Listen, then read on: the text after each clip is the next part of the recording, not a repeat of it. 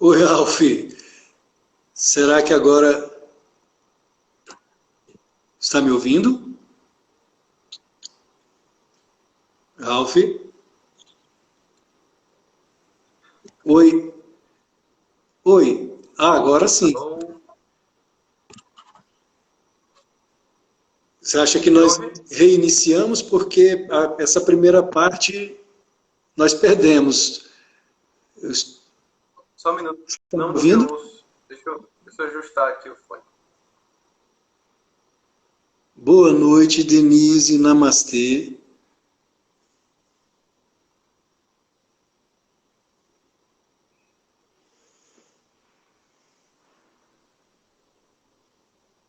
Me ouve agora? Agora eu ouço. Você acha que retomamos o tema porque a primeira parte nós perdemos? Ah, É, acabamos perdendo, né? é. Tudo bem, sem problema Bom, algum. Estamos aqui nós para isso. reiniciando aqui o arquétipo do herói, parte 3 com o Ralph Vidal, psicólogo, professor, pesquisador independente, com mestrado em psicologia do desenvolvimento, pós-graduação em neuropsicopedagogia. Já é a terceira live com o tema o arquétipo do herói. Eu cheguei a anotar, Ralph, como eu falei na primeira parte, alguns pontos que eu acho interessantes das nossas falas das lives anteriores. O heroísmo está presente nas tradições de Oriente e Ocidente, nós vemos isso, né, bastante palpável nos shastras indianos, como também na Bíblia cristã. Se você pega ali as histórias de Davi e Salomão, na verdade todos os grandes heróis do Antigo Testamento, inclusive na minha adolescência, quando se falava nos santos do Antigo Testamento, eram heróis da Bíblia. Só isso aí já se encaixa no arquétipo do herói, porque foram verdadeiros heróis, e alguns deles até em guerra, em ação física, bélica, como foi o caso de Davi. Esses dias mesmo, falando a nossa turma do curso de formação em Yoga, quando nós falamos a respeito da ahimsa, a não violência, a autêntica não violência é dentro de você. Se é necessário você agir como Davi agiu, né, como Davi agiu? Ele não estava com ódio no coração, mas ele estava com aquela conexão divina e com uma funda e uma pequena pedra, ele lançou aquela pedra na testa do Golias, do gigante Golias, e ele caiu. É claro que se ele não tivesse, o que é fé? Fé quer dizer autorrealização. Se ele não tivesse um coração puro, não tivesse aquela autorrealização, ele jamais derrubaria o gigante. Boa noite, Hildo, Jai Guru. Ele não derrubaria o gigante. Ele derrubou o gigante justamente por causa de sua pureza de coração, de sua fé, de sua autorrealização, mas ele utilizou, ali foi uma legítima defesa em relação à sua nação, né? Como vemos os arquétipos, o arquétipo do herói nos shastras indianos. Uma coisa bastante interessante, Ralph, quando vamos ler o Ramayana, que é a história de Rama, não é Ramo, ele é totalmente equilibrado. Equilibrado no sentido de que ele é gentil para com as pessoas, para com os amigos, com a própria esposa Sita, para com o irmão Lakshmana, para com seu pai, para com as pessoas de um modo geral, e ele também, ao mesmo tempo que ele é gentil para com todos, ele é viril na hora que ele tem que ser viril. Esse equilíbrio perfeito é que vemos nos arquétipos, e que na verdade não são só arquétipos, porque foram personagens históricos de Rama, o próprio Krishna, e todos esses grandes heróis do hinduísmo, né, do Oriente, como citei também no caso dos personagens da Bíblia. Isso é bastante interessante, esse equilíbrio. né, entre o masculino e o feminino dentro de nós, o sagrado masculino e o sagrado feminino equilibrados na balança dentro de nós. Boa noite a quem está chegando agora. Namastê.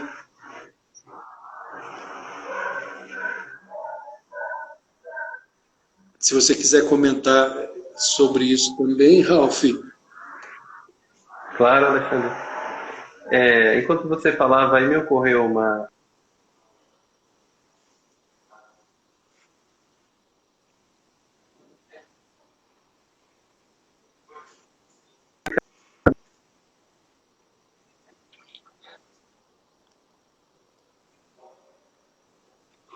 Ralph.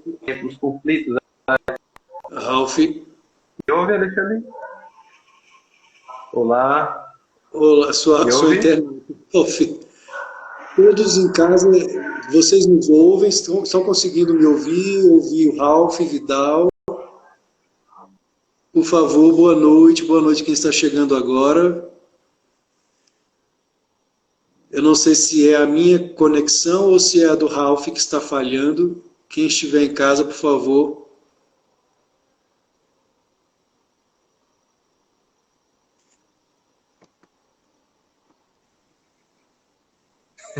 Voltou. Voltou. Vamos ver se agora se melhora. Deixa eu conectar o som aqui de novo. Hoje nós estamos tratando do tema o arquétipo do herói. Parte 3. É você o JH diz que é você, Ralph, que sua internet está travando. Travou. Me escutam agora? Agora estou te escutando. Escuta bem? Agora sim. Agora estou escutando bem. Que bom. Então, falando que bugou, a internet travou. Bom, Alexandre, o que acontece? Quando nós analisamos o arquétipo do herói, existem ali uma série de características que foram arrecadadas, armazenadas nessa imagem que é o arquétipo, a imagem arquetípica. Correto? Consegue me ouvir aí? Sim, agora sim, pode falar, estou te ouvindo bem. Boa noite, Grazi. Então, boa noite. Então, quando nós pegamos, por exemplo, desde os heróis gregos, vamos pegar o Aquiles, Odisseu, né, Agamenon, Menelau, Paris, e a gente observa as histórias deles, até mesmo chegar, por exemplo, nos heróis da Marvel, Capitão América, Thor, Homem-Aranha, Homem de Ferro, etc, etc. Existe uma linha que conecta essas duas dimensões de herói, botar assim, dimensões históricas, heróicas, que é a linha do arquétipo. É o que nos permite entender que tanto o Homem de Ferro quanto Odisseu, de algum modo, vivenciam certos dramas que são muito similares. E eu ia comentando que um dos fatores que, às vezes, pode-se pecar e achar que justifica a vida de um herói é a contenda, a guerra. Mas a guerra por si, ela não justifica o heroísmo. Por exemplo, quando você observa os conflitos atuais agora na faixa de Gaza, não são heróis que estão brigando. Podem ser heróis que estejam se defendendo. Mas o conflito em si não é causado pelo heroísmo. Pelo contrário, é causado pelo egoísmo. Então, a gente precisa ponderar muito bem essas características heróicas, especialmente no dia de hoje, para que nós não caiamos numa certa interpretação errônea e demasiadamente simplificada do arquétipo do herói. Para que nós não entendamos que o herói é apenas aquele que vive em contendas. Se fosse assim, o adolescente rebelde que briga com os pais é um herói. O marido que briga com a esposa é um grande herói e vice-versa. Mas não é assim. O chefe com o seu subordinado, o subordinado com o chefe. Não é assim. Então, existe no herói um compromisso com um propósito. E esse propósito, ele é um propósito bom. Porque Exatamente. se não é um propósito bom, ainda que o herói não, ainda que uma pessoa tenha determinadas inclinações heróicas, ela será um vilão e não um herói.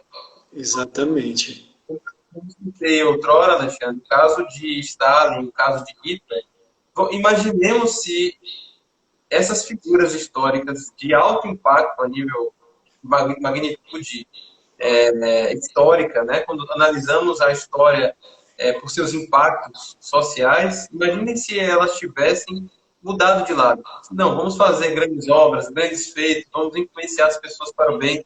Como o mundo não teria desenvolvido uma outra história, possivelmente. Então, há ali também uma centelha heróica, obviamente, mas é uma centelha heróica que está endireitada, encaminhada, conduzida para um fim ou um propósito obscuro, que não é bom.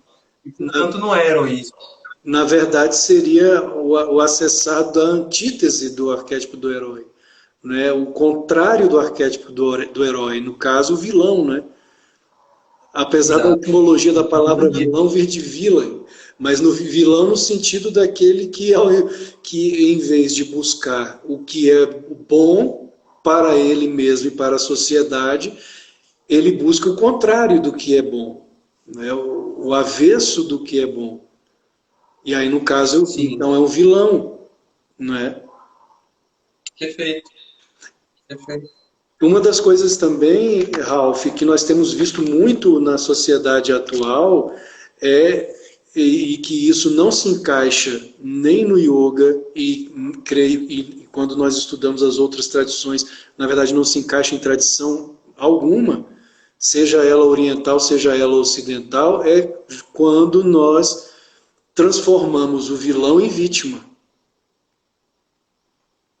Sim, é o que vem acontecendo atualmente, especialmente em nosso país. Pois é. E aí, Essa inversão, é o que o Mário Ferreira dos Santos chamava de inversão bárbara, uma inversão que se dá, essa inversão de valores, inversões de conceitos, ela se dá por uma invasão dos bárbaros da nossa cultura, do barbarismo da nossa cultura. E o bárbaro é aquele que despreza a lei, como bem definido por Homero. uhum, Na Odisseia, Homero define muito bem, quem despreza a lei é um bárbaro.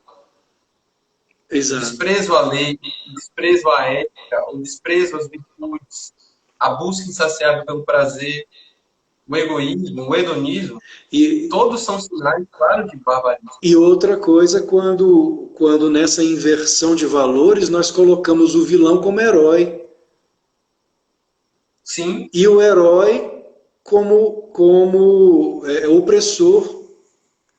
A sociedade trabalhadora, a sociedade que luta, não é que está muitas e muitas vezes em uma vila e que são trabalhadores e que acordam de madrugada, às vezes pegando 2, 3 ônibus para ir trabalhar, metrô, para ir trabalhar, e que são verdadeiros heróis, são chamados de opressores, de uma sociedade opressora.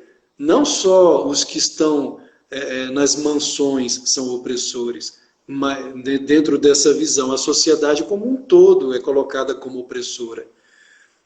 E aqueles que, de alguma forma, se aproveitam dessa antítese do herói como vítimas, como se fossem vítimas, são colocados por essa mesma visão como se eles fossem os heróis, estando armados muitas vezes, né, oprimindo aquela própria população que está lá em em uma vila, como se fala, me fugiu agora a palavra, nos morros, e sendo oprimidas por esses verdadeiros opressores armados. Você entende o que eu quero dizer? Transformados em heróis para aquela sociedade, essa sim oprimida. sim. Bom, não poderia dizer que o trabalhador O cidadão comum não deixa de ser um opressor. De fato, ele é um opressor. Um opressor, com perdão a palavra, da vagabundagem, do bom vivant, do egoísmo, da vida fácil. Ele oprime isso, de fato. Pois é. Um outro ponto que eu anotei, Ralph, das nossas falas, foi o significado do arquétipo. Eu peço a quem não assistiu as duas lives anteriores, elas estão aqui na rede Yogabook, yogabook.live. O arquétipo, né, como você colocou, que é um paradigma, é um modelo conceitual, que é uma imagem arquetípica do inconsciente coletivo, que nós podemos e devemos acessar. Inclusive, isso aqui no yoga nós chamamos de Ishtadevata, que é você, quando você reverencia, seja um santo, seja um avatar, porque existe diferença entre santo e avatar. O santo, dentro da visão do hinduísmo, relembrando que o yoga é um darshana, é uma escola do hinduísmo, existe uma diferença grande entre o santo e o avatar. Então, quando você adora um santo, como por exemplo São Francisco de Assis, e um avatar, como Krishna, como Buda, como Jesus Cristo, ou um Deva, um Deus, como algum da Trindade, Brahma, Vishnu e Shiva, quando você adora Shiva, você está praticando Ishtadevata, ou seja, você está, na verdade, trazendo para você as qualidades divinas daquele ser. Por isso a importância de você meditar na frente de um altar, não é? Então, quem é, por exemplo, discípulo de Paramahansa Yogananda, você tem ali o altar com a imagem de Yogananda, Jesus Cristo, Baba de Mahavatar Baba, de Lahiri Mahashai. O objetivo nessa prática é você absorver as qualidades desses seres divinos que encarnaram a consciência de Vishnu, a consciência cósmica. Isso também seria afirmar que nós estamos acessando arquétipos, né? Seria essa prática do Ishtadevata dentro da visão da psicologia? Bom, de algum modo, sim. Nós temos três modelos arquetípicos de viver. Quem trata muito bem isso é o Luiz Gonzaga de Carvalho Neto. Temos o modelo do sábio, o modelo do herói e o modelo do empreendedor ou do artista.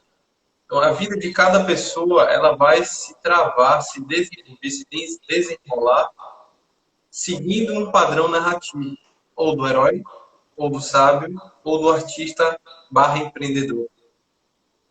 Até mesmo o santo, ele precisa passar por um desses modelos narrativos para que ele possa, digamos assim, renunciar a tudo e se tornar algo além disso.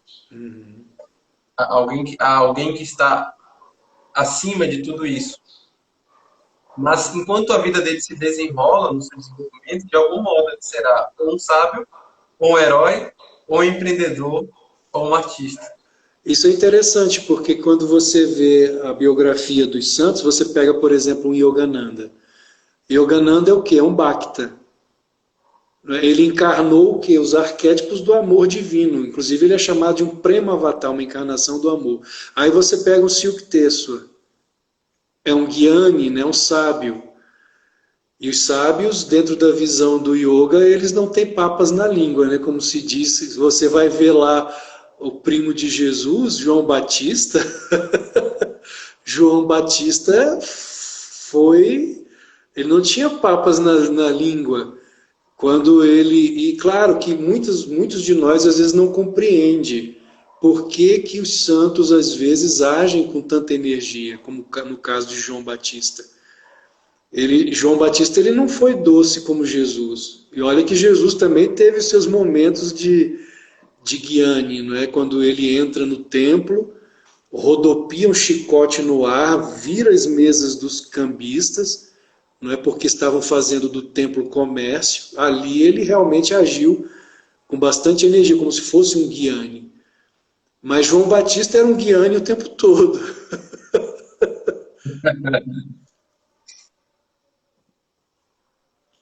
Pois então, é necessário que todos incorporem a sua narrativa em algum desses modelos. Mas respondendo diretamente a sua pergunta, Alexandre, sobre trazer os arquétipos dos santos para os quais você se devota, de algum modo, sim, você está acessando, por exemplo, a sabedoria em Sri Krishna. Você olha para a face dele, né? Não precisa de muitas palavras, né? A face do mestre é a mesma coisa. Você olha para a face dele, igualmente você vê resplandecente o que ele tem de vibrante em si, né? E assim para os outros grandes mestres que nós conhecemos e temos também. Então, de certo modo, tomamos parte. E o mestre explica isso muito bem quando comenta aquela passagem de Jesus Cristo, na qual ele estava de passagem e alguém toca nas vestes dele. Quem tocou em mim? De mim saiu virtude, não é? Então, aquela pessoa tem excesso de algum modo nisso também. Podemos chamar, não necessariamente de arquétipo, mas em termos psicológicos poderia ser, de algum modo. Algumas ressalvas, obviamente. Você colocou também muito bem na live anterior a questão, a análise histórica, né? A mudança da noção de ética da Idade Moderna, baseada na filosofia aristotélica da eudaimonia, para o hedonismo, que é o que temos visto muito ocorrer nos dias atuais, a busca pela felicidade, e é exatamente o contrário do que os yogis afirmam, que a felicidade não está nas coisas do mundo. Inclusive, o próprio Jesus Cristo também deixou isso claro. Eu vos dou a minha paz, eu vos deixo a paz de Deus, não a paz do mundo, mas a paz de Deus que o mundo não vos pode dar. Então, quando a nossa busca é demasiadamente voltada para os prazeres sensoriais, isso viola Pratyahara, isso viola Brahmacharya, isso viola os Angas de Patanjali, né, o sistematizador do yoga, viola tudo que os mestres falam em relação à felicidade, que ela não está realmente nesse mundo. O dinheiro te traz conforto, não é? O dinheiro é fundamental, é essencial, é uma energia de troca. Não significa que você não vá mais trabalhar, você vai ficar só meditando, buscando a felicidade interna. É necessário um equilíbrio. Mas as coisas do mundo, elas não te trarão felicidade. O que te traz felicidade, como o próprio Yogananda também deixa isso bem claro, é Deus. Ele é a felicidade autêntica. À medida que a humanidade se afasta desse eu maior, né, dessa conexão com o próprio Atma, ela não está encontrando a felicidade, ela está se escravizando por meio do hedonismo, está se tornando escrava, cada vez mais escrava. E nessa escravidão, nessa busca desenfreada pelos prazeres externos, pelos prazeres sensoriais, ela também perde, creio eu, aquela conexão com o arquétipo que você citou do intelectual, não só o arquétipo do herói, mas o arquétipo do sábio também.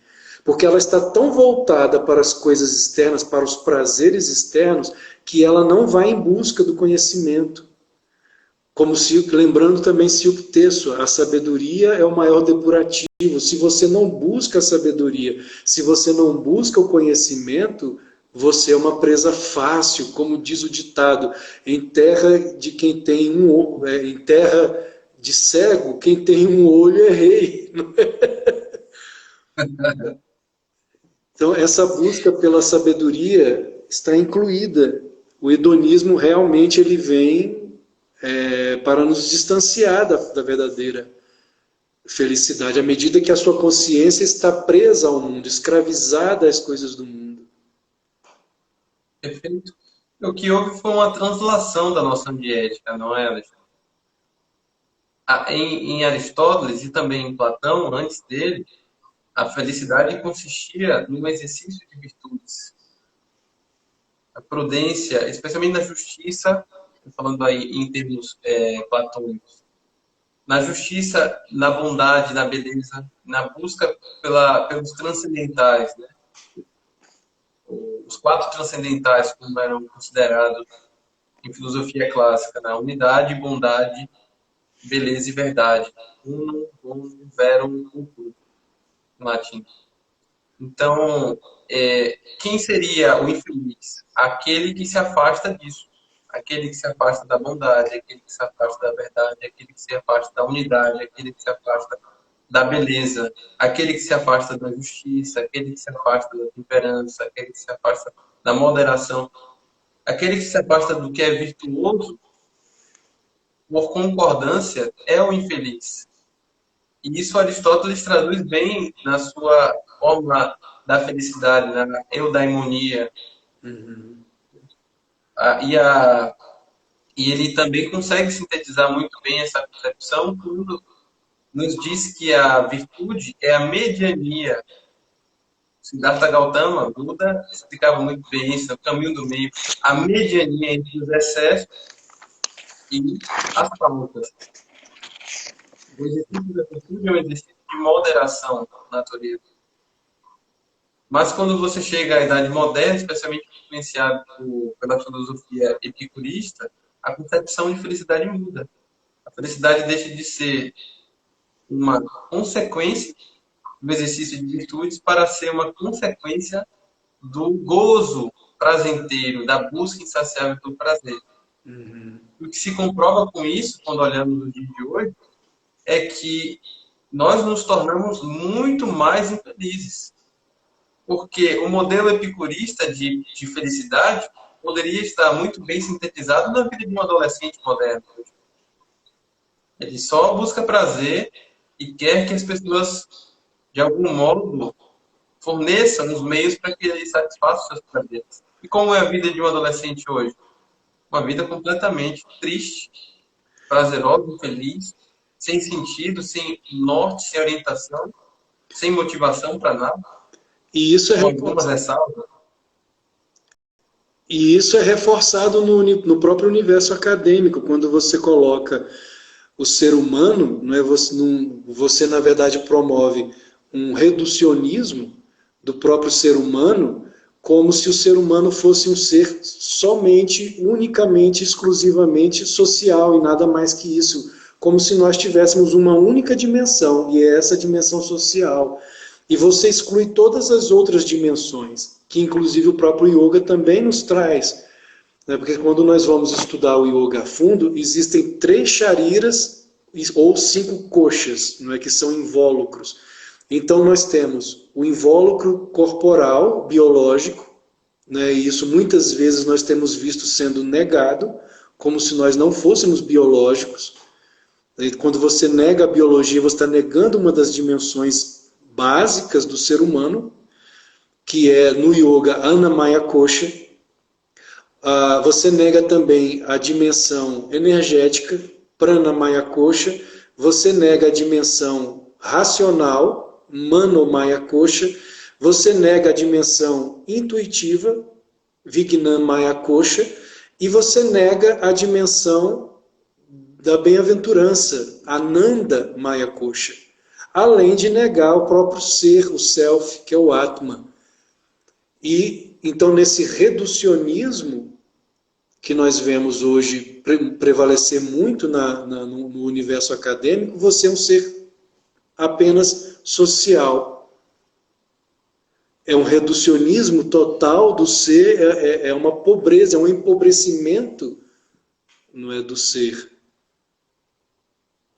Onde nós podemos As chegar teorias, com esse empobrecimento todo? bom, já estamos, né?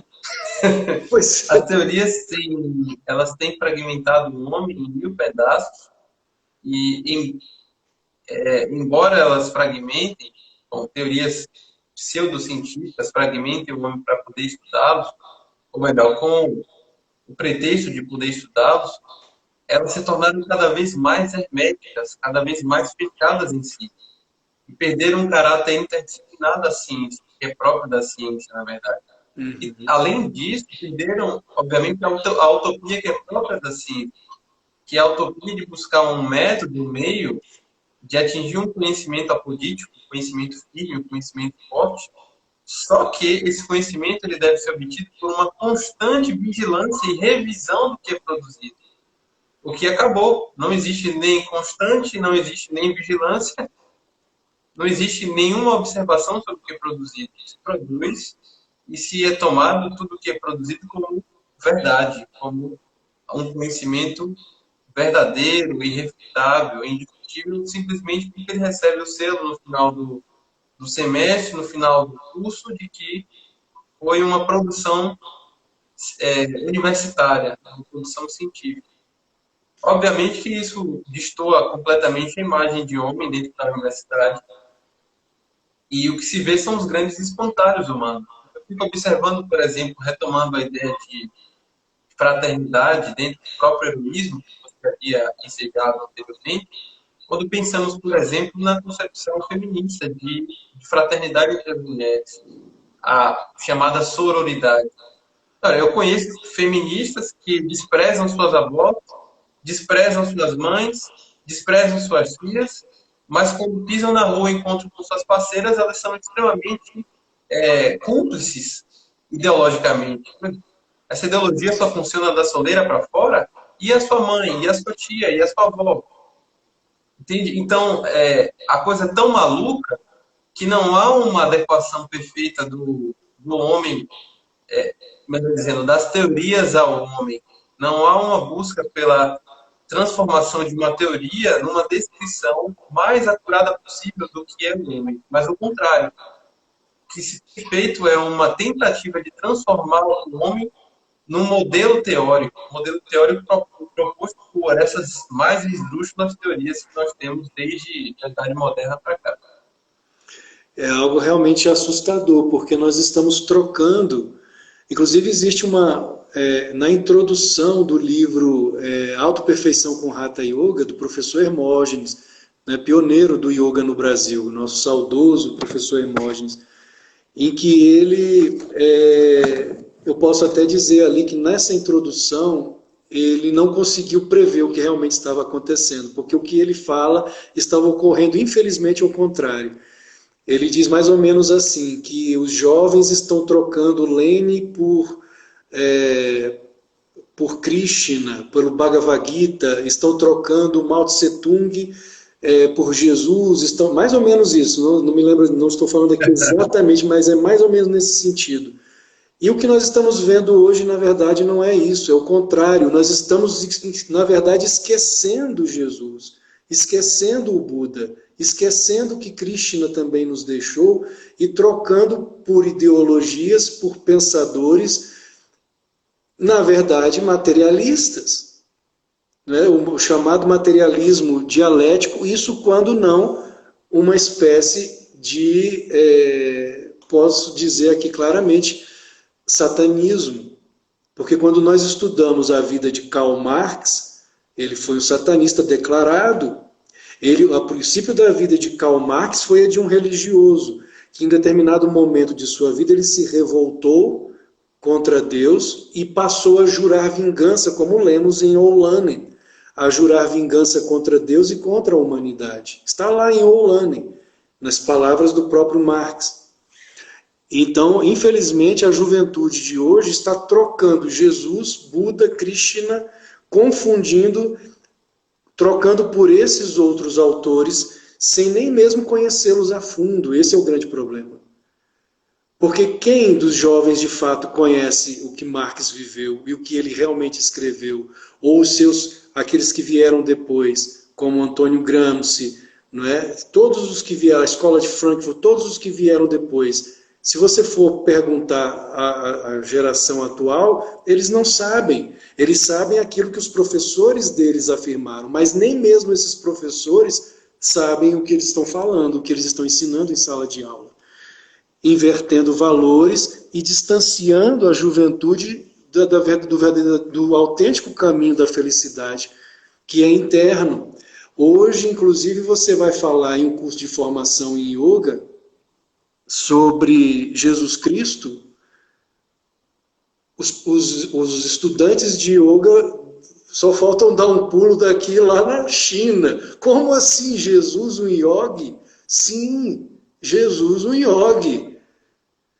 não existe, em essência, dentro de uma visão, de uma hermenêutica profunda, esotérica, diferença entre o que Jesus, Krishna e Buda afirmaram. A verdade é uma só. E o que Jesus ensinou o que Krishna ensinou está totalmente de acordo com o conservadorismo de Jesus. Conservador não é algo ruim, ser conservador. Ser conservador é primar por aqueles preceitos que estão lá no Yoga Sutras de Patanjali. Mas a grande parte dos praticantes de yoga nunca nem ouviram falar de Patanjali. Essa inversão total de valores leva a juventude a não mais acessar nem o arquétipo do herói e nem o arquétipo do sábio. Onde nós chegamos dessa forma? Não é? Boa noite a quem está chegando agora. Namastê.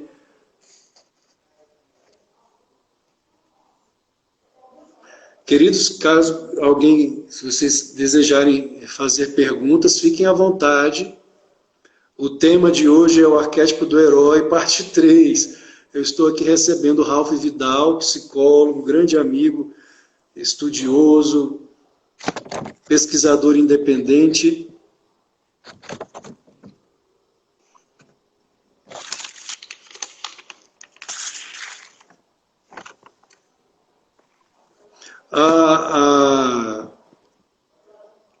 A eudaimonia, Ralph, ela se aproximaria da visão que os yogis colocam a respeito de Ananda, bem-aventurança? A princípio não, Alexandre. A princípio não. Porque a bem-aventurança, como se diz, ela é independente da situação. Independente da situação externa. Existe uma diferença entre felicidade e bem-aventurança. Em filosofia, em termos da filosofia, tal como ela se debruça sobre esse assunto. Então, o que acontece é que apenas a concepção de felicidade foi se modificando dentro da filosofia. Por exemplo, em Tales, a filosofia, como havia citado, a felicidade é um estado de completude, vamos dizer assim, entre o corpo e a mente, onde o corpo ele é são, ele é forte, e a mente ela se orienta para bons propósitos e é sadia. Então, isso seria a felicidade em Tales de Mileto, por exemplo. E nessa descrição, felicidade em Tales, nós observamos que a felicidade ainda depende de alguma circunstância, de alguma situação. O que é que você pode aprender? Uma pessoa que nasce com alguma deficiência ou incapaz de realizar alguma tarefa essencial à vida humana, ela provavelmente não seria feliz. Mas, quando observamos, por exemplo, a ideia de felicidade em Platão e em Aristóteles, aí entra um outro fator, que é a virtude. A virtude é o quê? Atividade anímica de moderação entre os apetites, entre a escassez e entre o excesso. E ela se dirige por características ou fatores, se pudermos chamar assim, que não são superiores, como a coragem. Platão, na verdade, considera 4 virtudes: a coragem, a moderação, a prudência, a justiça, como ele conceitua, as chamadas virtudes cardeais ou cardinais. Em Aristóteles, a ideia de felicidade ganha, finalmente, essa relação íntima com a virtude, sendo a felicidade uma consequência de uma vida virtuosa. Não quer dizer que é uma vida bem-aventurada. Apenas uma vida feliz. Uhum. E, Ralph, você como psicólogo deve estar percebendo um quadro, talvez bastante generalizado, não só por conta da pandemia, né, do Covid, mas talvez até mesmo por conta dessas questões, dessa busca hedonista que prevalece hoje entre os jovens, de quadros de depressão, né, eu creio eu. Porque com certeza, se você não busca a felicidade interna, não é, porque isso não é ensinado nem nas escolas, nem nas universidades, e infelizmente nem mesmo, infelizmente não é ensinado nas igrejas. O quadro de depressão, inclusive eu morei por 3 anos no Piauí, e lá eu sei que o índice de suicídio entre os jovens é altíssimo. Por que isso? Bom, uma das hipóteses causais é a carência de propósito, carência de sentido vital. E essa ausência Eu, de propósito também não está ligada à ausência do acessar o arquétipo do herói. Namastê, Luiz, André, namastê. o herói, por natureza, ele tem que ter um propósito. O herói sem propósito se torna um vadio. Ele não faz nada da vida. Ele E fica quando balançando você, na rede e tomando água de coco. e quando O herói sem propósito, ele vira Dorival Caymmi, compondo uma canção por ano. você, e o herói que tem um propósito, ele também tem que lutar por esse propósito. Ele tem que sair de casa, ele tem que arregaçar as mangas e não esperar que os outros façam sempre tudo por ele. Não é? Então, quando Sim. você coloca a juventude, a geração atual, esperando que o Estado faça tudo, que o Estado seja o papai, a mamãe, a vovó, que te dê tudo, e que você não precisa fazer nada, né? A pessoa, quando ela não faz nada, quando ela tem tudo, ela não é feliz. Ou é? Não. Creio que não. Eu acho que a pessoa que tem tudo, por mais que pense, eu sou feliz, será que é? Há sempre um bem além, não é, Alexandre? Deus sabe muito bem como se esconder de nós. Então, o Mário Ferreira dos Santos, por exemplo, nos diz que todo ser humano, todo homem, ele busca o bem, ele busca pelo bem. O que acontece muitas vezes é que ele não sabe como caçar esse bem, como buscar, como acessar o bem. E em última análise, como o próprio filósofo diz, o bem ele está dentro de nós. E todo sucedâneo desse bem, todo substituto desse bem, e nos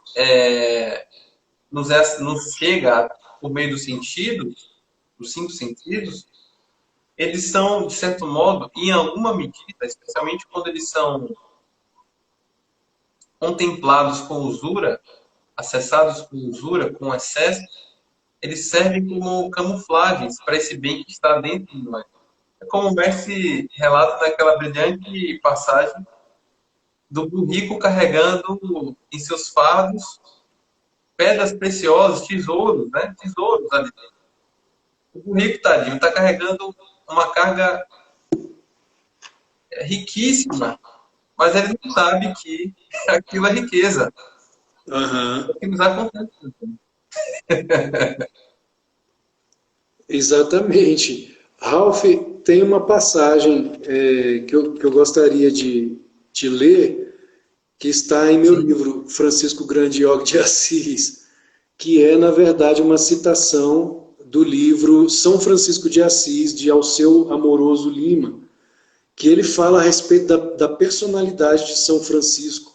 E muitos de nós, quando se fala em São Francisco, as pessoas pensam que São Francisco era sempre doce, né, sempre amoroso. Não, Francisco tinha uma personalidade forte. É esse equilíbrio que nós falamos no início, né, da live, que é fundamental no yoga. E não, obviamente, não só no yoga, em qualquer pessoa, em qualquer ser humano que busque essa felicidade interna. Esse equilíbrio é fundamental na balança, como foi Rama. Não é? Rama, ele era gentil, ele era amoroso, ele era bondoso para com todos. Como Yogananda mesmo cita, inclusive foi você que me relembrou essa passagem de Paramahansa Yogananda. como é que é não me lembro exatamente, mas é ser doce como, suave como a flor no que se diz respeito à bondade, mas mais suave como a flor no que diz respeito à bondade, mas mais poderoso do que o trovão, não é? No que diz respeito. Oi? Quando os princípios estão em jogo. Os princípios estão em jogo, mais poderoso do que o trovão quando os princípios estão em jogo. Ou seja, é isso que nós vemos em Rama, em Krishna, em Shiva, nesses grandes avatares e arquétipos como Shiva, né? Shiva é um arquétipo, da trindade, da Trimurti, né, hindu. Então Shiva ele tem as duas qualidades. Ele tem a qualidade de Shankara, que é o benevolente, mas ele também tem a qualidade de Gora, quando é necessário. É a própria natureza, você vê isso na natureza. A natureza é uma atuação de Shiva. Então você vê o mar calmo, em determinado momento o mar se torna bravio. Na natureza você vê o arco-íris, você está num jardim, você sente o perfume das flores, logo em seguida vem um trovão com a chuva, vem um relâmpago com o som do trovão, ali tem uma erupção vulcânica, um tsunami, ou seja, é a força da natureza promovendo a limpeza da própria Mãe Terra, que muitos não compreendem, pensam que é a ira de Deus. Quando ocorre um terremoto, é a ira de Deus. Não, é uma limpeza, porque a natureza não nos vê como corpos, a natureza nos vê como energia. E como o próprio Yogananda também afirma, o que é que promove, o que gera um terremoto, um maremoto, um tsunami? São os nossos pensamentos no éter, a nossa energia, a nossa má vibração que vai para o éter, e num determinado momento essa energia ela se volta contra a própria humanidade. Não é uma ira de Deus, é o nosso próprio karma. E a natureza ela não vê Alexandre, Ralph, a natureza vê energia. Se essa energia está mal qualificada, como a mãe que tem que limpar a casa, ela vai limpar. Ela vai botar para fora, para limpar a casa. Então a força, às vezes, como foi na batalha de Kurukshetra, é necessária, como o próprio Yogananda também afirma. Às vezes uma guerra justa é necessária para Mahansa Yogananda, desde que seja para a defesa do quê? Do Dharma. Então São Francisco também era forte. São Francisco também tinha uma personalidade forte, como afirma aqui o Alceu Amoroso Lima. Em São Francisco de Assis ele diz: Francisco foi uma figura que fazia fugir de si as mulheres com terror no início de sua peregrinação, porque ele andava maltrapilho, né? Francisco era aquela figura do sadhu, do Digambara, na verdade, né? O Digambara na Índia é o vestido de céu. Então ele andava totalmente desapegado de si mesmo, que era apedrejado pela criançada de Assis ou apupada como um daqueles muito loucos. Inclusive ele era chamado de louco de Deus, assim como Chaitanya Mahaprabhu na Índia, como o próprio Ramakrishna Paramahansa, que naquela época vagueavam de cidade em cidade, que tinha por vezes em suas imprecações, São Francisco fazia imprecações, né, maldições com os discípulos dele que erravam. Se o discípulo agia de forma a desagradá-lo e a desagradar a Deus, ele não era bonzinho, não. São Francisco era firme. Então essa ideia de São Francisco assim o tempo todo zen, não é bem assim não, não era bem assim não. A violência terrível de um São João Batista. Então São Francisco às vezes tinha o acesso de um São João Batista, mas que não tinha papas na língua, como Jesus Cristo, como já foi falado no templo, quando expulsou os vendilhões do templo, que se afundava por semanas em ermitagens no alto das rochas, quase inacessíveis, ou no fundo de grutas sombrias à beira das torrentes, que em Chipre, porque um discípulo que o acompanhava em sua primeira tentativa de missão entre os infiéis, ousasse censurar a um companheiro, tomou do chão o que deixara um cavalo passando e ordenou-lhe que comesse, para humilhar a boca que ousara proferir palavras falsas. Que em Bolonha, de volta de sua cruzada de paz a Damieta, na cidade dos juristas e dos céticos, rompeu como um selvagem, ordenando aos frades que abandonassem incontinenti o convento, que contra sua expressa determinação fora construído para moradia daqueles que ele desejava sempre nômades sobre a terra, e destituídos de toda a propriedade, mesmo coletiva. Esse episódio da vida de Francisco, ele havia viajado, e quando retornou, os irmãos menores haviam construído um convento, coisa que ele não queria. O que Francisco fez? Subiu no telhado, aparentemente irado. Isso é uma das coisas que nós devemos também compreender, que os mestres do yoga nos ensinam. Quando os santos agem com energia, não significa que dentro deles eles realmente estejam irados. A mente, ela é como um lago tranquilo, sem movimento. Aqui nesse quadro da Escola de Yoga do Lago, nós vemos um lago com movimento. Aqui tem movimento, que são o quê? As vitris, os redemoinhos mentais. Mas quando a mente se acalma, não há qualquer movimento. No entanto, muitas vezes os santos e os avatares, como foi o caso de Jesus também, agem com energia, quando é necessário agir com energia. Certa vez um monge da Selfie, em visita aqui a Brasília, foi perguntado a ele, não me lembro qual foi exatamente a pergunta, mas ele respondeu assim: vocês pensam que os santos perderam a virilidade, ou seja, perderam a energia, a força de agir? Não! Quando necessário, eles têm virilidade, sim. Eles agem com força, sim. Inclusive em relação à própria legítima defesa. Não é errado se defender e defender aqueles que você ama de um criminoso armado. Errado é você agir contra pessoas honestas de forma violenta e armada. Então essa inversão é que nós devemos compreender. O criminoso armado, ele é vítima, ele pode agir. Se você paga o mal com o mal, onde a sociedade chega? Não foi isso que os mestres nos ensinaram, você paga o mal com o bem. Se a sociedade foi má com você, seja bom com a sociedade. E não promovendo mais mal. Porque se a sociedade é ruim com você e você, consequentemente, é ruim com a sociedade, é mal com a sociedade, assaltando, matando, roubando, promovendo mais mal, onde a sociedade chega senão ao caos? Aquilo que o próprio Gandhi afirmou: olho por olho e a humanidade acabará cega. Então a legítima defesa, ela é garantida sim, como Joana d'Arc, quando foi para a guerra, liderando o exército de franceses, guiada por vozes divinas, sim. Uma mulher, uma donzela de 17 anos, guiando um exército de homens, de franceses.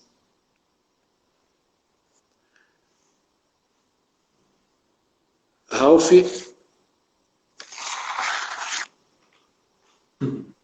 alguém gostaria de colocar alguma coisa, fazer alguma pergunta?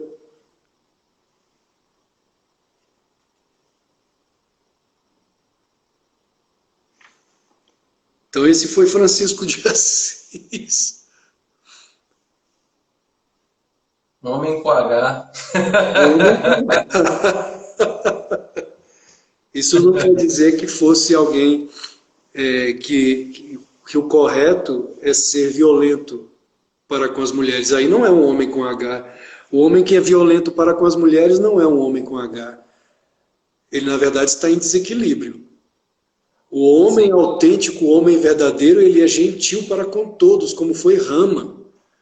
Mas na hora que é necessário ir para a guerra, ele vai para a guerra, ele é homem de ir para a guerra, em defesa dos seus, em defesa de sua pátria. E outra coisa que Paramahansa Yogananda também deixa muito claro: se você não é capaz de amar a sua pátria, abençoe-a, os princípios de sua pátria, abençoe-a e vá para outro lugar. O patriotismo é necessário. Se você não ama a sua terra, você também não será capaz de amar a Deus. Que o seu amor seja como um círculo concêntrico em expansão. Ame a sua família primeiro. Primeiro a você mesmo, né? Adquira esse amor por Deus, sabendo que Deus está dentro de você. Expanda esse círculo de amor para os seus vizinhos, depois para a sua cidade, e que esse círculo de amor possa se expandir à sua nação e aí então ao mundo inteiro. Porque se você não ama aos seus e à sua pátria, também não será capaz de amar a Deus. Por quê? É exatamente esse círculo, como ele fala, que a psicologia, inclusive Freud, né, ele dá o exemplo pegando aqui o gancho de Freud, do iceberg. O iceberg, a ponta do iceberg tem ali o eu consciente, a parte de dentro o inconsciente individual. Aí você vai a Jung, Carl Gustav Jung, fazendo uma analogia que o inconsciente coletivo seria o mar, né, o oceano. Dentro dessa visão da psicologia, a consciência cósmica seria ainda maior. Então o amor ele tem que ser uma coisa que vai se expandindo até você chegar a essa consciência cósmica. E se você não ama primeiro aos seus e expande esse amor, você também não será capaz de amar a Deus, né? Como Yogananda deixa bem claro. O verdadeiro psicólogo, autêntico psicólogo Paramahansa Yogananda.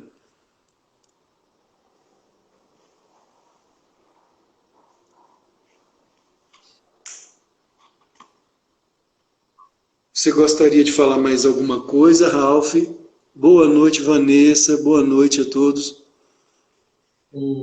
Apenas que o seu relato sobre São Francisco me lembrou um pouco da trajetória de São Padre Pio de Pietrelcina. Foi franciscano. Demasiadamente enérgico também, né? Pois é, e o Padre Pio, inclusive, não sei se você sabe, Yogananda também se encontrou com o Padre Pio. Com Teresa Neumann, né, na Baviera, na Alemanha, e com o Padre Pio. Existe até uma história com um discípulo de Yogananda que era jornalista. Não sei se você conhece essa história de um jornalista que ele conheceu tanto Yogananda quanto o Padre Pio. E na verdade, ele conheceu muita gente famosa. E ele disse que de todos os encontros que ele teve, somente 2 marcaram a vida dele. Foi justamente com Paramahansa Yogananda e o Padre Pio. E perguntaram para ele por que, o motivo. E ele disse que são 2 presenças. Sabe o que isso significa? 2 presenças, ou seja, não eram homens comuns. Havia um poder espiritual, uma energia neles. E o Padre Pio também tinha uma personalidade forte.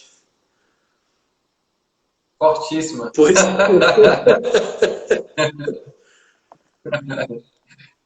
Fortíssima. O comentário que você fez sobre homem me remete a uma concepção do verdadeiro homem. É o verdadeiro homem.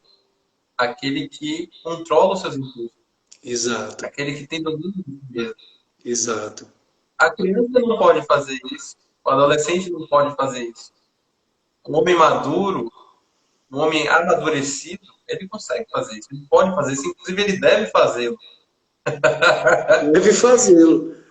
Senão não é um homem com H. Ser homem autêntico, esse é o sagrado masculino, não é fácil.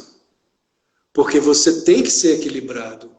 Você tem que ser aquela pessoa gentil, sim, para com todos, como eu já falei, mas também guerreiro, quando necessário ser guerreiro, tomar a frente quando é necessário, defender, sim, a sua família. E, se necessário, armado, sim. Aí é que entra o segredo. como Krishna ensina a Arjuna na batalha de Kurukshetra, você vai para a batalha, mas você não vai movido por sentimentos de ódio ou vingança. Isso é muito difícil. Então, essa equanimidade que Krishna ensina a Arjuna, esse ânimo inalterável até mesmo na guerra, é dificílimo para uma pessoa comum, mas é a meta do yogi. Ah, é muito difícil, eu não chego lá. Banat, banat, banjai. Como dizia Lahiri Mahashai, você não vai chegar da noite para o dia, mas você vai praticando Banat, Banat, Banjai, praticando um dia feito. Você quer chegar a São Paulo, de Brasília a São Paulo, você tem que tomar a iniciativa de sair. Se você não tomar a iniciativa de sair, você nunca vai chegar a São Paulo. Então, não comece amanhã, comece hoje, inicie hoje. Esse é o segredo do yoga. Banat, banat, banjai. Alcançar esse equilíbrio perfeito. Alguém gostaria de fazer alguma pergunta? Fiquem à vontade. Já passamos de 1 hora de live. Nenhuma questão, nenhuma pergunta. Eu estou aqui com Ralph Vidal, psicólogo, professor, estudioso,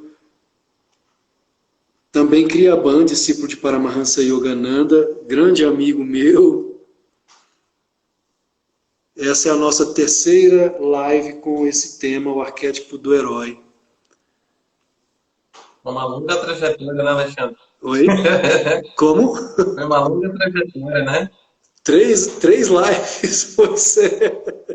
Quem não assistiu a live 1 e 2 estão aqui no yogabook.live. A parte 1 e a parte 2 desse nosso diálogo. Então, queridos, Ralph, gratidão mais uma vez por sua presença. Nós já temos mais uma live já programada. Eu não sei, acho que nós não temos a data ainda, mas já temos o tema. Em breve estaremos fazendo aqui a divulgação de mais uma live com o Ralph. Então, Ralph, por favor, suas últimas considerações. Bom, gostaria de agradecer o seu convite, sempre gentil e cordial. E se eu pudesse incentivar o heroísmo em cada pessoa, diante dos desafios da vida, mesmo que seja o menor deles, o minúsculo desafio da vida, nós precisamos exercer o nosso heroísmo pessoal. O que seria da criança se diante do desafio de deambular, de caminhar, ela interrompesse o seu esforço e simplesmente ficasse passiva diante de um compromisso que vai fazer toda a diferença ao longo do seu desenvolvimento, vai lhe outorgar, lhe dar uma capacidade essencial, que é a capacidade de sofrer. Isso parece ser grandioso quando a gente pensa ao longo da vida, mas muitos dos pequenos desafios que nós temos e negligenciamos também têm uma implicação essencial, importantíssima, quando observamos toda a trajetória da nossa vida. E a nossa vida, ela conta uma história. E nós não podemos deixar de nos perguntar: que história eu quero que minha vida conte? Como eu quero ser lembrado após morrer? Como eu quero ser lembrado póstumamente? E o heroísmo precisa entrar aí. E o herói, ele precisa de ímpeto, ele precisa de coragem, ele precisa de propósito. Ele precisa de um propósito, de um sentido. E esse sentido é exatamente o cumprimento dos nossos deveres cotidianos.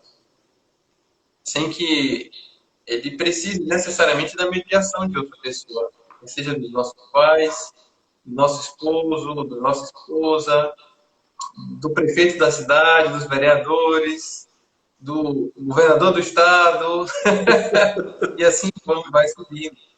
Hoje eu fiz uma postagem no perfil que trata disso. Não espere pela glória sem a honra do sacrifício. Não devemos esperar pela glória sem nos sacrificar. Devemos lembrar do sacrifício de Isaac. Abraão estava disposto a sacrificar o filho dele. E a intercessão veio. Nós devemos estar dispostos também a fazer os nossos pequeniníssimos sacrifícios. Nossos sacrifícios são tão pequenos. Quando nós olhamos, por exemplo, no sacrifício de Cristo, nosso sacrifício é tão vergonhoso. Nossos desafios cotidianos são tão ínfimos, tão pequenos diante daquilo tudo. Nós deveríamos tomar vergonha na cara. Vergonha na cara já e assumir o heroísmo. Lembrar sempre que o herói está se doando ao mundo. Mas não é o mundo querendo transformar o mundo com revoluções, com grandes projetos. É o mundo das circunstâncias dele. São os pais dele, são as pessoas que vivem com ele, os amigos dele, talvez a vizinhança, quem sabe até a cidade. Daí, por influência, as ondas vão se reverberando. Atingindo novas e novas dimensões. Seria isso. Gratidão, Ralph. É, na verdade, aquilo que os iogues também afirmam, o mérito kármico. O mérito kármico existe. Quando você nega que existe um mérito kármico, você está negando o próprio yoga, está negando o Dharma. E se você nega o Dharma, o que é Dharma? Dharma são exatamente essas virtudes, a lei. O cosmos tem uma lei. Se você nega a lei, você nega tudo, você nega a própria vida, a própria existência. A Terra ela está girando em torno de si mesma, em torno de seu próprio eixo, a Lua gira em torno da Terra, a Terra gira em torno do Sol. É sabido que o nosso Sol gira em torno de um magno centro, né? Hoje se sabe. Ou seja, são leis. Se as leis não existissem, os planetas se chocariam. Então a lei existe. Se não existisse a força da gravidade, o que aconteceria conosco? Talvez eu já estivesse com a cabeça lá no teto. E o Ralph também. Se não existisse a força da gravidade. Então existem as leis, existem as forças da natureza e nós devemos respeitá-las. Quando nós não respeitamos as leis, as virtudes morais, espirituais, yamas e niyamas, como é dito no yoga, a humanidade entra em colapso, em caos. E nós não queremos ver a sociedade em caos, em destruição, como já houve no passado, muitas e muitas vezes, como a história já nos relatou. Não é nada bonito. Não é? Então, que o arquétipo do herói possa ser acessado dentro de nós como os verdadeiros guerreiros que buscam pelo bem da sociedade, pelo bem de todos, pelo Dharma, pela lei, pela justiça, e não o contrário disso, o adharma. Porque existe o Dharma e o contrário do Dharma, o adharma. Quando estudamos os Shastras indianos, isso fica evidente. E os verdadeiros heróis estão sempre lutando pelas coisas corretas, pelas coisas certas, pela virtude, Dharma, e não pelo adharma. Gratidão, Ralph, gratidão, meu irmão. Namastê a todos, uma ótima noite, gratidão a todos. Até a próxima. Obrigado, Alexandre.